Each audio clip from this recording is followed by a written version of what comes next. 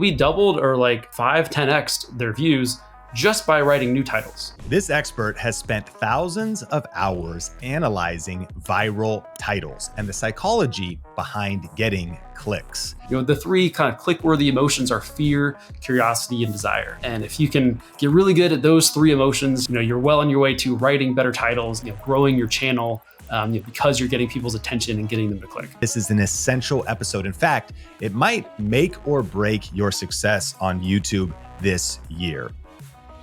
Our guest today is Jake Thomas, who is a YouTube title nerd. He has actually analyzed more YouTube titles with extreme geeky precision, and ultimately is the creator of the Creator Hooks newsletter, as well as software. And he can really explain to us how to write viral titles and why titles work. And so this is going to be a juicy episode. Jake, welcome back to the Think Media podcast. Sean, thanks for having me, man. That was an awesome intro. Well, I'm so grateful for you. Last time we talked at Social Media Marketing World, you were wearing YouTube shorts, physically shorts with YouTube logos on them. The most genius marketing idea I've ever seen, and very entertaining for me. But I'm excited to dive into today's content. First off, you suggest this. You say actually never be original with your titles, but always model your titles off of previously successful videos. Can you elaborate on what that process looks like for you? Yeah, of course. So a couple of years ago, I got my first YouTube job, and I was managing a channel, and I was horrible at titles, and I almost got fired because I was so bad at titles. And my boss is like, listen, this is the most important part of your job. And if you can't do this right, like, you're not going to be here. So like what I first did was I was like, all right, let me just try to write all these titles that I can think of. And they were always like lame, complicated, like super clickbaity, like hyperbolic. Just, I didn't really know what made a good title. And the thing that like clicked for me, and finally like I actually got good at writing titles, and we like tripled our subscribers, quadrupled our revenue, was I got out of my own head. I stopped trying to be original. All I did was find another title that worked, that was kind of similar, and just rewrite that for my video. So like I said, I didn't know what made a good title, but then when you kind of copy good titles literally thousands of times, and you'll finally figure out what works. But just looking at kind of adjacent channels or similar videos and just modeling those taught me what actually makes a good title and what makes people click. So the big idea here was you could go to YouTube, and now there are all of these. YouTube is mature. There's such a huge library of content. There's a lot of content in, if you're listening to this, your niche. Someone's probably already making videos about your same topic, or saying adjacent. The meaning of adjacent would be you might have like a YouTube channel about plumbing, and somebody else might have a YouTube channel about construction, but a title that crushed on the plumbing channel. You're like, well, if I'm doing construction stuff, I could use that as a template, as a framework, as a formula. Is that what you're saying? Yeah, exactly. So we had a fishing company. We were a fishing company, and we had a fishing channel, and it's specifically saltwater fishing in the Southeast.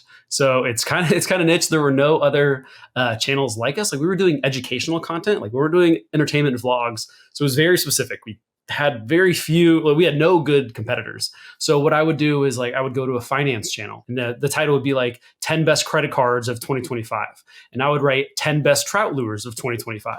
And that's all I would do, just like kind of one for one. Like, this is, the number one trick to budgeting for beginners. Okay, the number one trick for catching redfish for beginners. And really just trying to find those adjacent or similar channels. And I look at kind of the same style. So you said like, plumbing and construction. We're like kind of talking head education.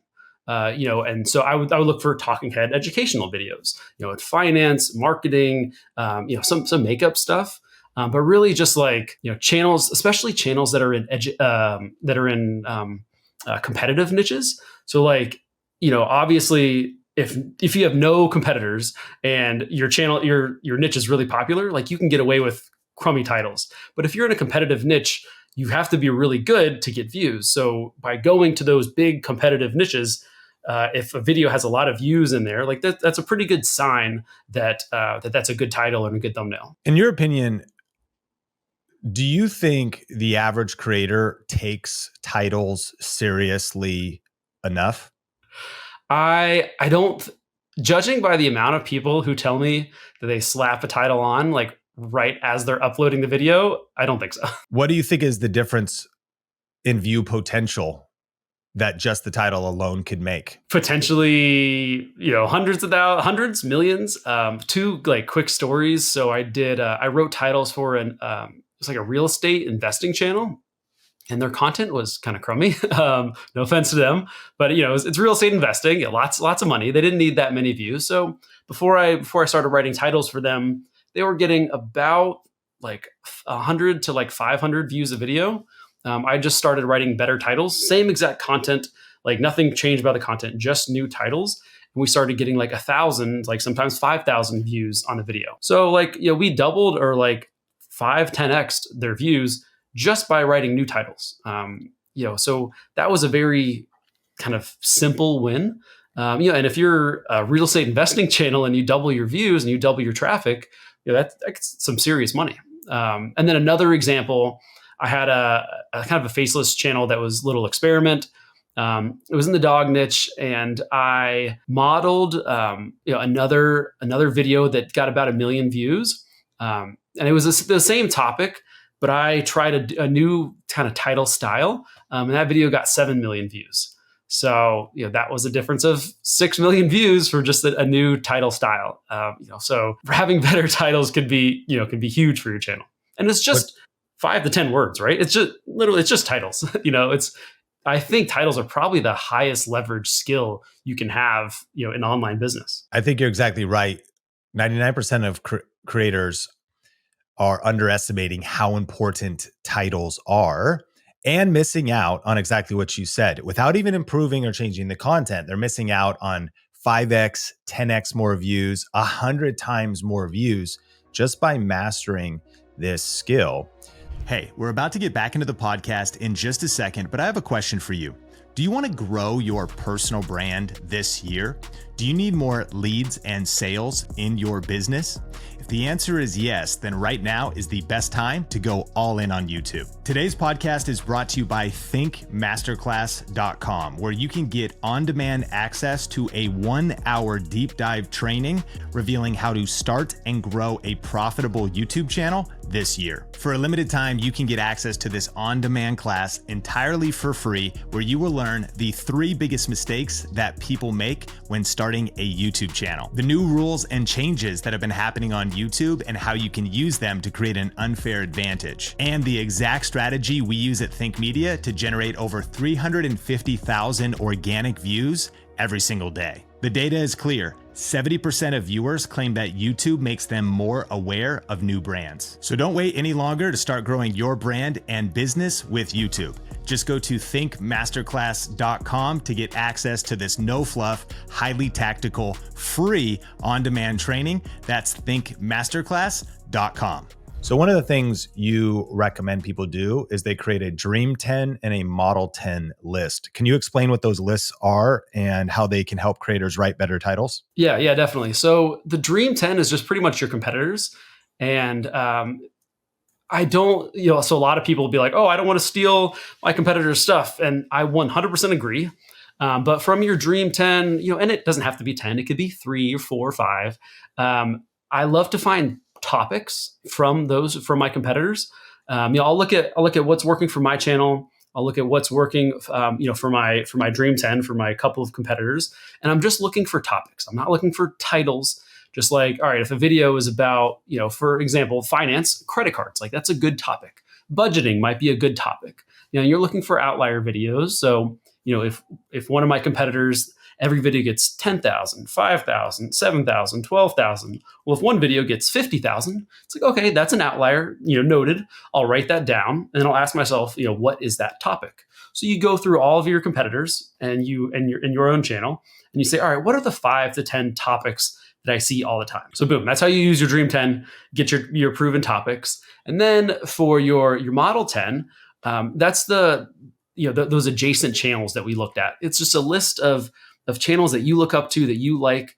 And they're not your competitors. They're not talking about the same topic as you, but but they're kind of adjacent.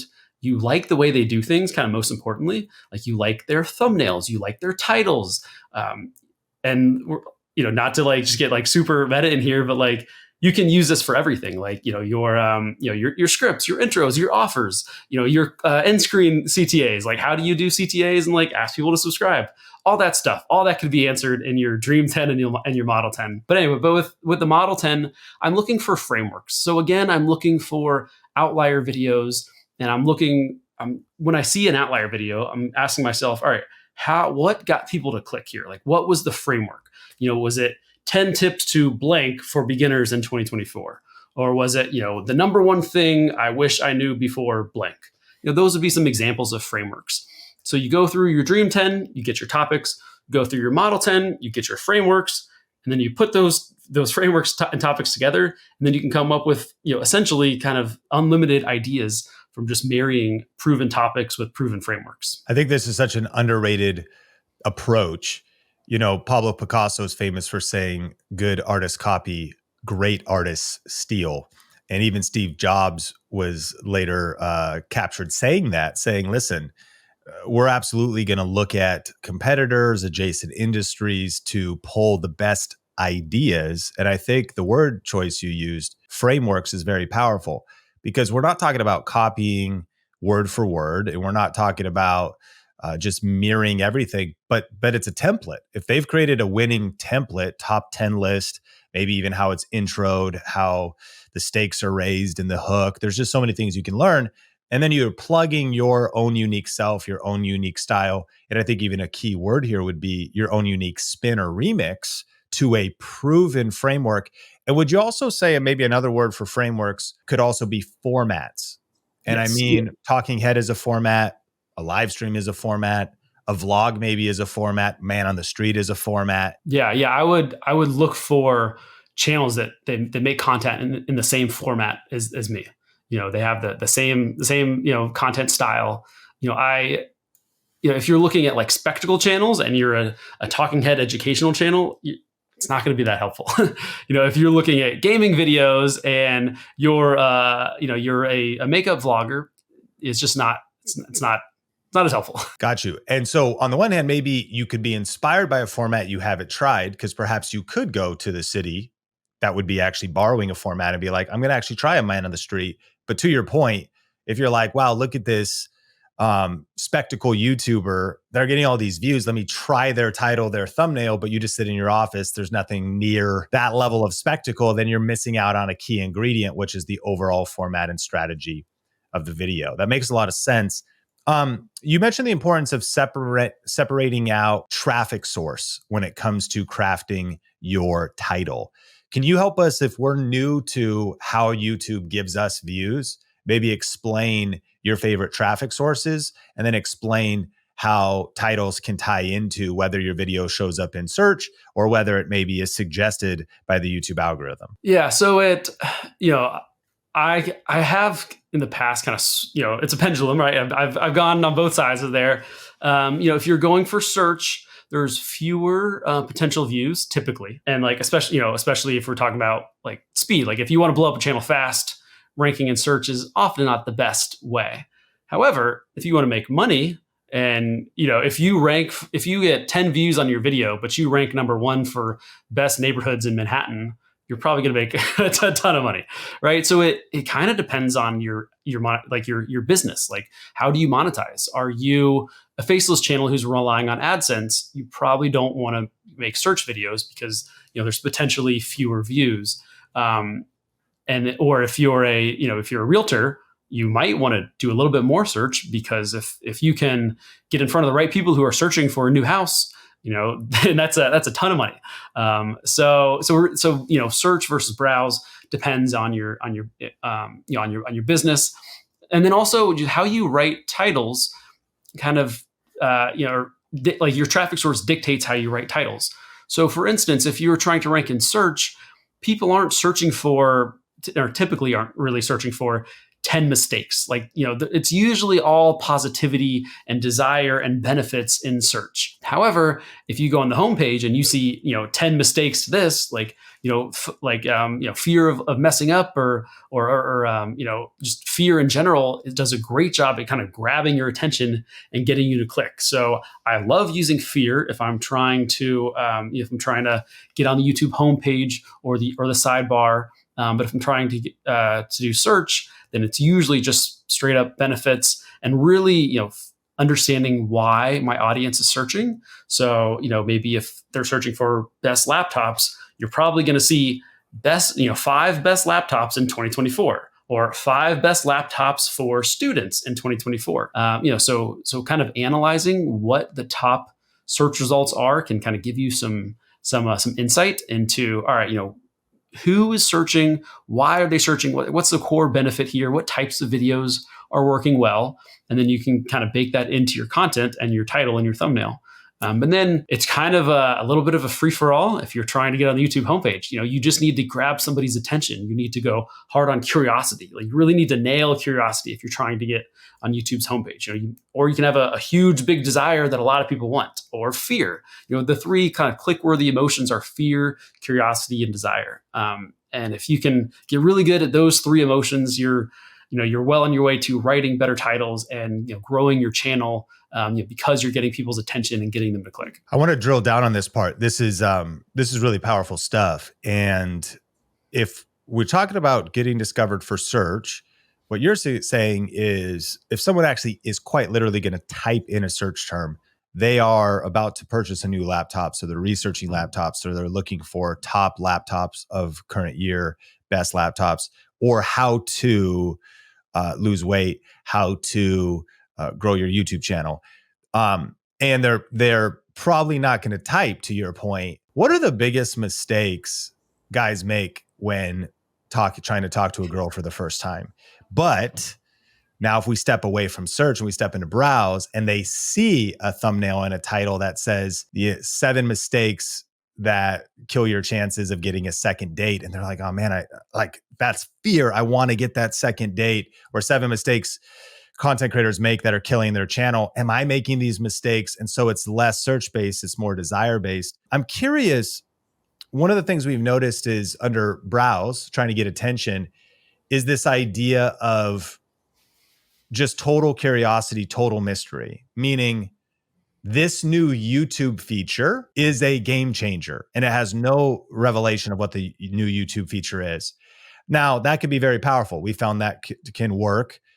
One of the challenges we found though, is also to the degree you do that, sometimes your content library becomes this generic pool of videos that are all just a bunch of curiosity titles. And sometimes just an interesting side quest, hard to maybe find or source or know what the video is about. Because in essence, maybe the new YouTube feature is YouTube Shorts, but you don't want to reveal that, or the fact there are 3 minutes now. And so what do you feel like the tension of maybe a strategic creator bouncing between these 2 title styles and playing with some of these open loops, but it doesn't really give you clarity? It's sort of, really trying to get the click, but yet once it, for the long tail of that video, it maybe doesn't make sense, and all of your videos could start sounding somewhat the same, or just a bunch of curiosity open loops. What are your thoughts about that tension?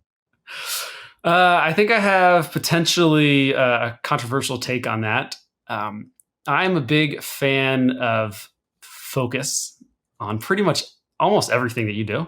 Okay. So I think that many channels would be well off if they only focused on one of those traffic sources. Like, are you a search channel? Then just go so hard on search. Are you browse? Go, make no search videos. And there's a couple of reasons that I kind of like that approach. Is one, just think about the type of user that you're attracting. So if I bring in somebody who's searching for something, they might not, they're on YouTube for a specific reason. They want to find their solution.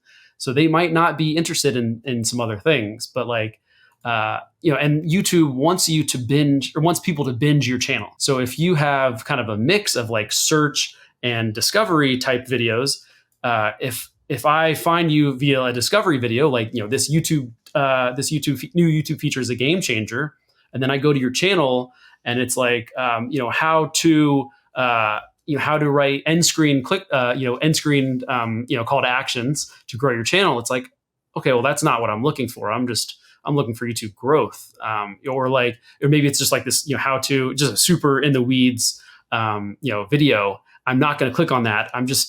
It's not where my brain is at right now. So the type of user, might not be as likely to binge if there's, if there are different styles of videos. So, do you have any thoughts on that actually?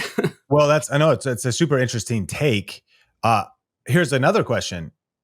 What do you think about changing titles? Browse for the first week, 2 weeks, 3 weeks. But if the video plateaus out, and then repositioning it maybe for search later. Yeah, I think I like that. I like that strategy. It's kind of you got to see what's happening, right?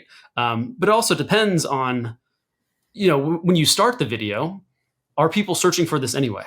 Because if people are not searching for that topic, then maybe it doesn't make sense to really write a searchable title, because they're not searching for it. So you might start off getting a ton of views, because it hit the algorithm and or hit all your subscribers' homepage. But then it fizzles out. So you change it to a search topic or a search title, but then nobody was searching for that. So either way, it's dead in the water, right? There's let's hope. Play a game.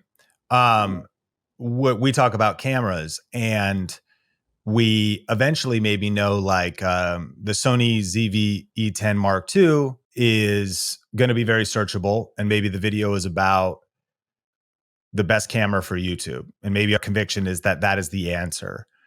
And eventually it would make sense, like best camera for YouTube this year, product name, pros, cons, something else. But during the launch of the video, perhaps we want to say is this the best camera for YouTube ? With a picture, with the thumbnail even being different with the camera and the question mark.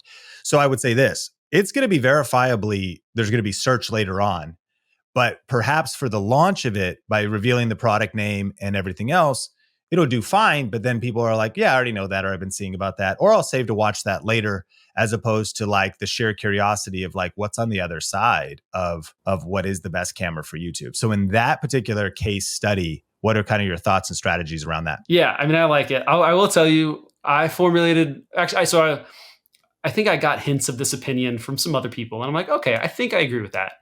And I was looking at a couple channels, and I'm like, I like this theory.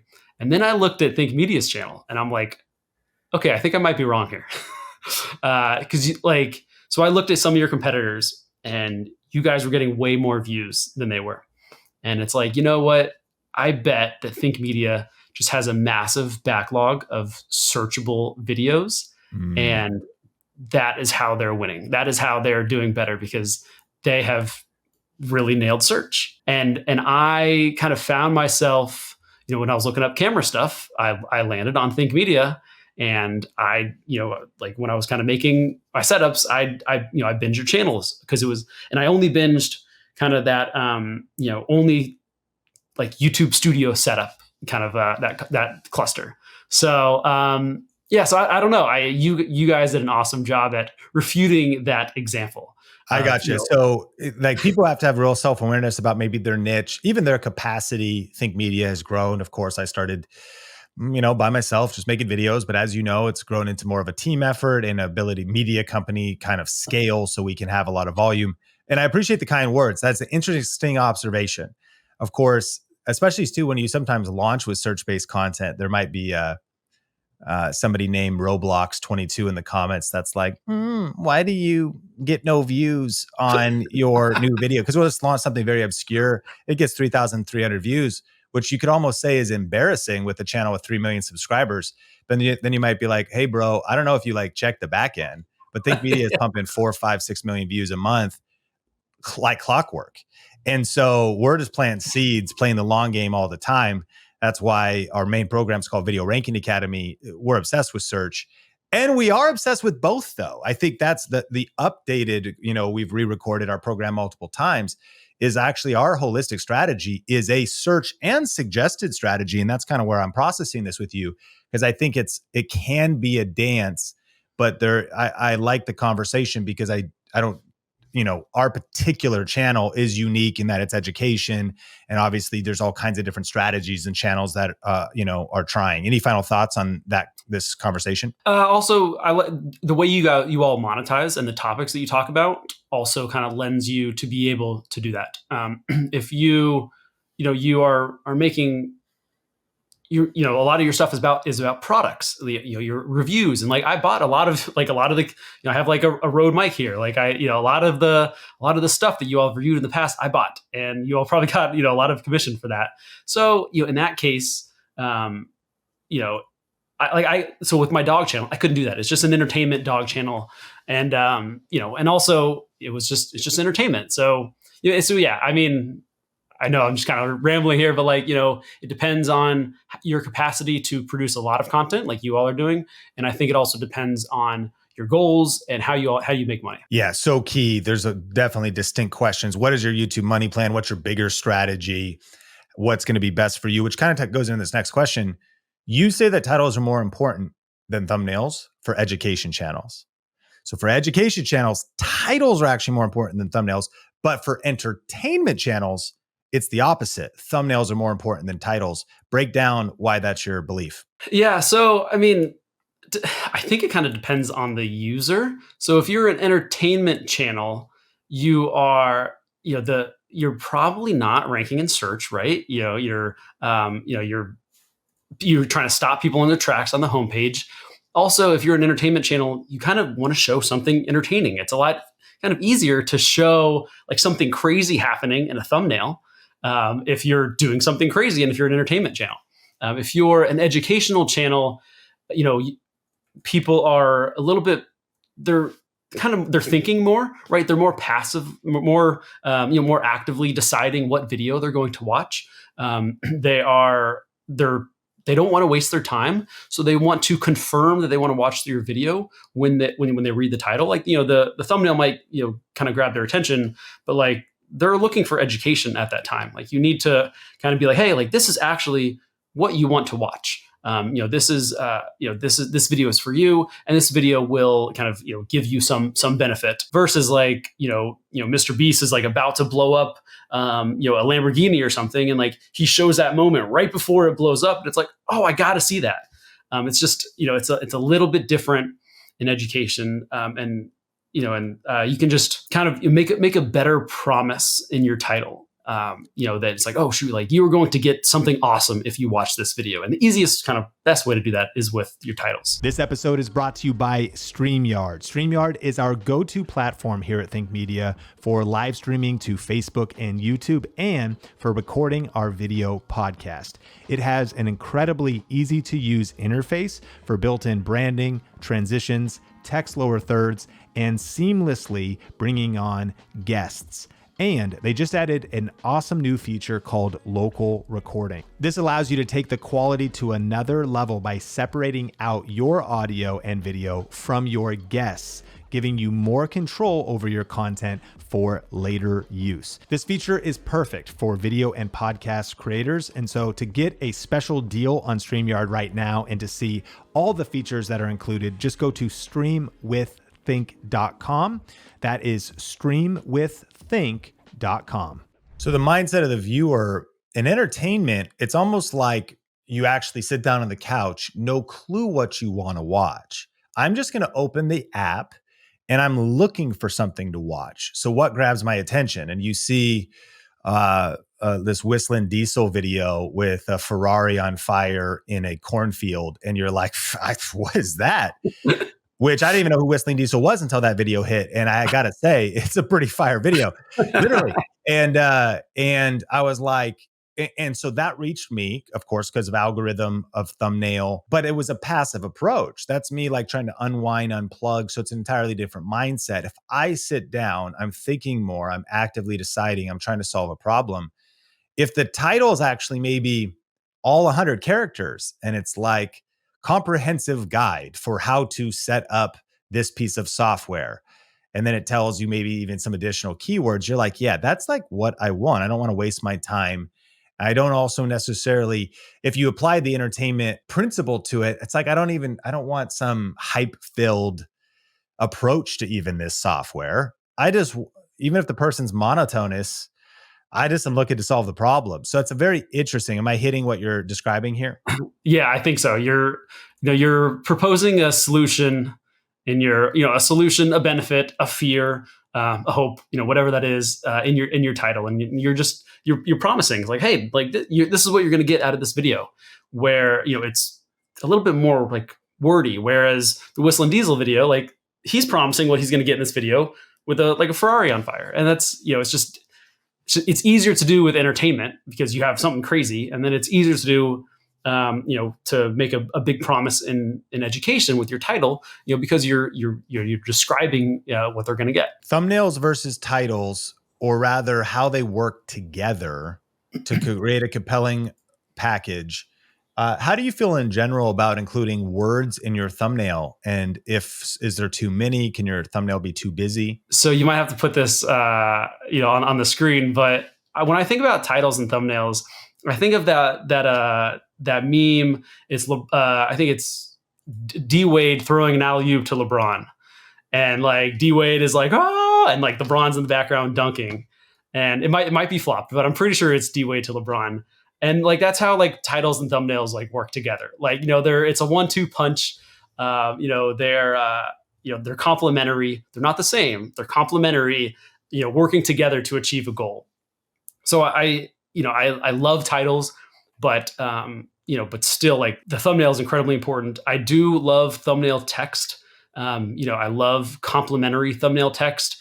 Kind of thinking like the 1-2 punch. I like to kind of So I mentioned the three click-worthy emotions: curiosity, fear, and desire. I might have like fear in the thumbnail and then curiosity in the title, or like curiosity in the thumbnail and then desire in the title. So that's a kind of an easy way for you to think about different angles to, all right, what do I put in my thumbnail text? What do I put in my title? But yeah, love titles, or love thumbnail text. I like to keep it short.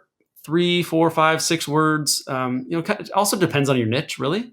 Podcast channels, they can get away with like more words. Entertainment channels usually, do fewer words. So like we mentioned the Dream 100 or the Dream 10 earlier, go look at your Dream 10, see, are they using thumbnails and their, words in their thumbnails? How many words are they using? Is it mostly text? Is it like, what's their style? And also doing that for the Model 10 as well, just kind of give your answer, because it depends on every different channel. I do love A/B testing. I've A/B tested thumbnail text, no thumbnail text on the channels that I run. Thumbnail text wins every single time. Thumbnails with text. So that's how I've got my answer. And if you want that answer for your channel, you can also run that same test, and you'll get a great answer for your channel versus me just kind of, speaking here on a podcast. Yeah. And I would recommend split test for yourself. There is an interesting trend at this exact moment, which is this anti-thumbnail, a little bit of like underproduced. And so we'll sometimes do kind of a design thumbnail, a text thumbnail, and then just me like mid-sentence with like my hand up. And that in some cases paired with a really great title is outperforming. But the cool thing about the YouTube split test feature is you kind of never know. And there's different trends and there's so many variables. So actually doing the split test. Do you also split test titles ever? I do. I love split testing titles, because like, yes, you can optimize a current video, but you can also, as a title nerd, I have a lot of theories about titles, and I'll test my theories and be like, okay, I think that if I do this, then it will get more views. How do you do it? So, how do I A/B test? Thumbnailtest.com. Yeah. Okay. Yeah. And I've used TubeBuddy as well. They're kind of the same. Yeah. But I like them. Thumbnail Test has a few more options. But yeah, so I might think like, all right, maybe my audience really loves curiosity. I'll try to open up a loop. This is going to be a straight curiosity title, but also, I do know that they love desire. Like I'll have a kind of a straight up kind of desire based title, and I'll test those two. Like, oh, curiosity actually worked really well here. For my next video, I might do the same thing, curiosity versus desire. And like, oh, curiosity won again here. Like, okay, maybe I need to rethink my strategy, and curiosity, I should start with curiosity. So that's one thing. Another thing that I've done in the past is I have included in my intro kind of a couple different topics. And then for my thumbnail or for my title test, I'll include a couple different titles. If they do similarly well, I'll just make another video using a different title. So that's a kind of a simple way for you to kind of pre-vet titles.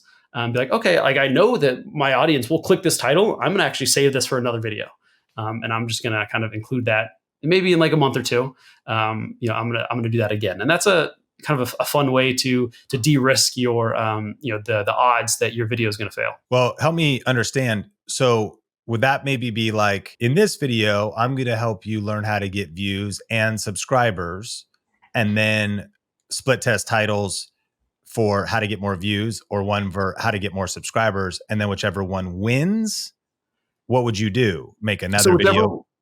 Whichever one wins, I'll probably keep that one on this video. But it's like, all right, so my winner got an 8% click-through rate. The other one got a 7.5% click-through rate. It's like, okay, well, most of my titles get 6% click-through rate. Yeah, I'm definitely going to use this one that got a 7.5% click-through rate on another video. And so in a niche, like whether your dog channel or something else, what would be an example of how you would hook that?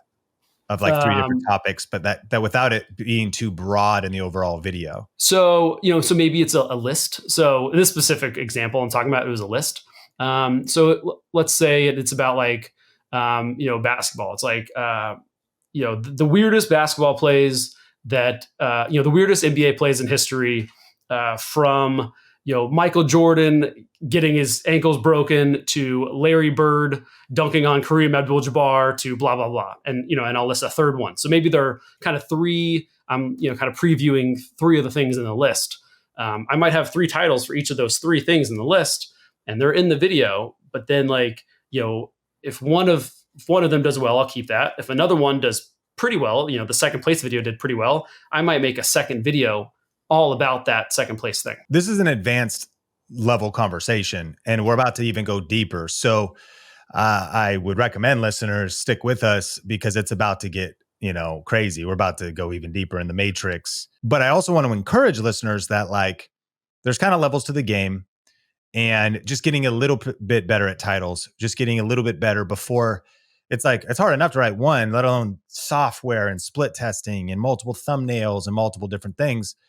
But this kind of just speaks to like how crazy YouTube gets. And on this question, I do want to bring up, I'm curious your thoughts and opinions. Diary of a CEO revealed that they split test 3 different thumbnail facial concepts. Usually it's the interview guest on the video podcast, with about 25 different text on thumbnails per face. And I'm guessing they don't do that on YouTube. I'm guessing they maybe do it somewhere else with like a small ad budget or something, or maybe they do. I don't know how they would get that much data that quickly. I'm pretty sure I've seen their Facebook ad library, a screenshot of their Facebook ad library. So they're running Facebook ads to that. So, and already that's such a level. And I think Steve Bartlett revealed, he did an interview somewhere about how his $25 million a year empire, which frames that if you're not doing 7 figures, perhaps it's not that you would have to be doing that much, is the level of team and depth and help and whatever. The thing that's interesting though is the fact that you take a channel like that that's investing thousands, maybe millions of dollars in testing, and you can go to their channel and then see the results. So you can pull a lot of clues. Like one of the words I noticed on that channel is lying. Like they're lying to you. The government's lying to you. Doctors are lying to you. Your spouse is lying to you. You'll see lying. I mean, a lot of thumbnails as a quote pulled out of the interview, they highlight the word lying. To your point, there's maybe 3 to 5 words in each of the thumbnails. Another one we'll look at is like impact theory. And we saw the powerful word change.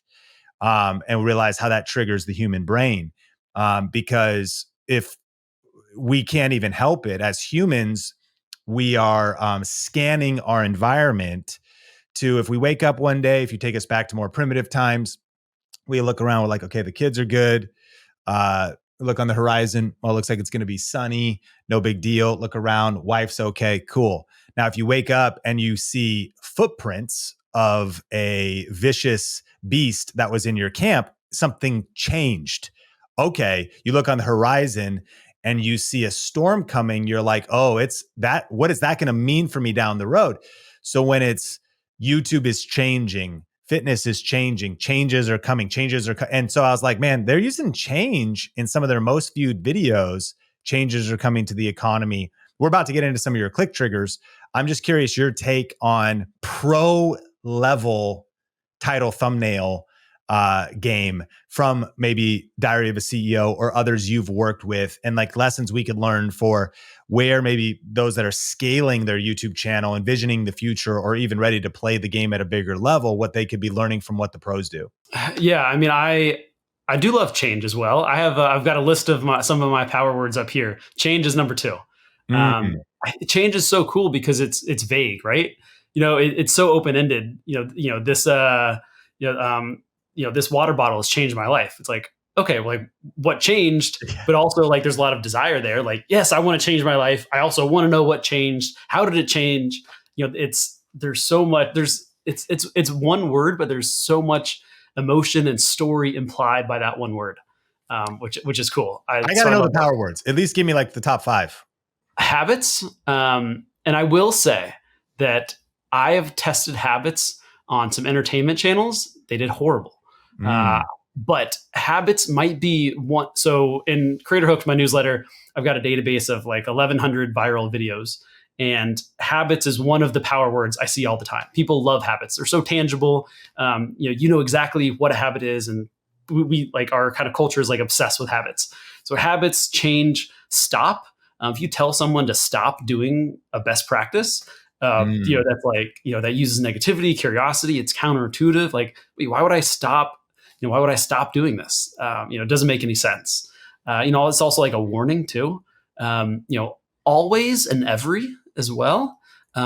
Those just kind of make a video feel a little bit more epic. The one thing I always do before publishing a video. It's like, wait, okay, you always do this. Like, it must be pretty cool. Or like, I tried every YouTube idea software out there. Here's what I learned. It's like, okay, like, this is a very comprehensive video. They tried every single one. So always and ever are 2. And then only is also kind of the same thing. The only thing I do before publishing my YouTube videos. It's like, oh shoot, like, what is this? Only. And then like new and never. People love new things. Never also has a lot of emotion. The one thing I never do before publishing my YouTube video. It's like, oh, what? Like, why would he never do this? Am I missing out on something? Like, am I actually doing this thing? So those are a couple power words that that I've just been thinking about. I haven't made them official power words, but I'm on the lookout for them. They're on my watch list, and I take a note whenever I see them. This just might be one of the most valuable Think Media podcasts we've ever published. And if you are getting value, it always is helpful to rate and review the podcast, or like and leave a comment if you'd want Jake to be coming back in the future. I do want to hit some of these click triggers, but you got me inspired because I know you are you're a student, you're a learner, and you've been deep in kind of online marketing, communication, and copywriting for a long time. I am curious if you have any favorite books. We'll link those up in the show notes. Favorite books. I know there are some classic books, kind of like Power Words is a book, but some of them also, they're written maybe for people that are writing persuasive marketing copy, which ties into this. Is there any that maybe creators could benefit from if they want to get extra geeky? And any books in general that YouTube creators should read that are some of your favorites? Yeah, I got 3 for you. The Adweek Guide to Copywriting. Okay. It's by Joe Sugarman. It's a really long title. It's Adweek Guide, it's something like that.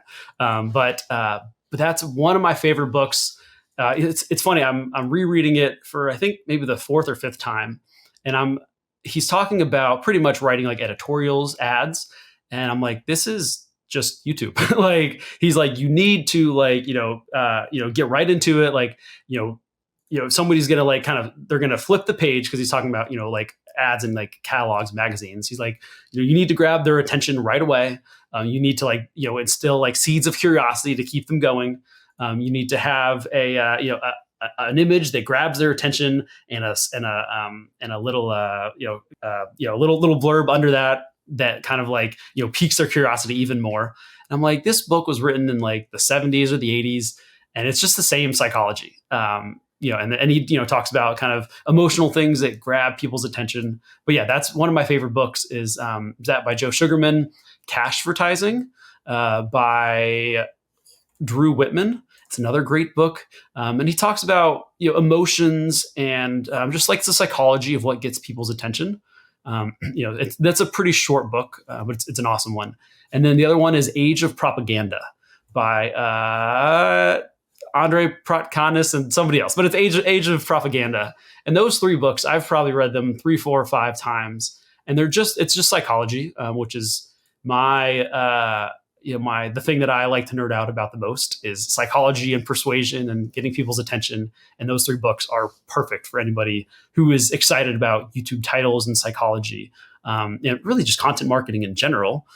Those 3 books will help you. 3 books every YouTube content creator should read: Adweek, Guide to Copywriting, Cashvertising, and Age of Propaganda.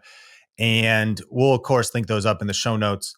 I actually am going to want to turn this into 2 parts if you've got the time. So I want to subscribe if you wanted to listen to part 2, because we're already 46 minutes into the convo. And I do want, though, to give a shout out to your stuff. If people want to connect with you, you have one of the most valuable newsletters, and we can link to that. But go ahead and describe that as well as your software, whatever else, and we'll link it up in the show notes. So break it down. Cool. Yeah. So you can find me on Twitter and LinkedIn at Jake Thomas. Just search Jake Thomas. You'll see a guy with a hat, a beard, and a golden retriever, and that is me. And then also creatorhooks.com. So we talked about like the Model 10 earlier, finding examples of successful titles outside of your niche. That's the newsletter is essentially like a done for you service of that. Like I'll send you 5 viral videos that did really well every single Monday morning. And then I'll kind of explain why they did well. And I'll share examples of how you could use that for, I'll kind of break down that format or that framework, and then examples of how you could use it for your channel. So that's a newsletter. And then I have a Creator Hooks Pro, which is just like kind of an automated, more personalized version of this. We've talked about click triggers and formats, and you can plug in your video topic and it will use all of those click triggers and formats to come up with video titles for you, to kind of help you kind of see things from a different angle and get the wheel spinning, and then see, oh cool, like this, these 10 titles are awesome for my video. I'm going to use this title for my, this one for my title, this one for my thumbnail text, and like this one's going to, inspire my intro, my subheads. So yeah, creatorhooks.com is where you can learn about all that stuff. And your newsletter's free. Yes, newsletter's free. It's a great deal. So check out show notes and resources in the show notes of the podcast. Like, rate, subscribe, share wherever you watch or listen. And really grateful for you being a part of our community. My name is Sean Cannell, your guide to building a profitable YouTube channel. And I can't wait to connect with you in a future episode.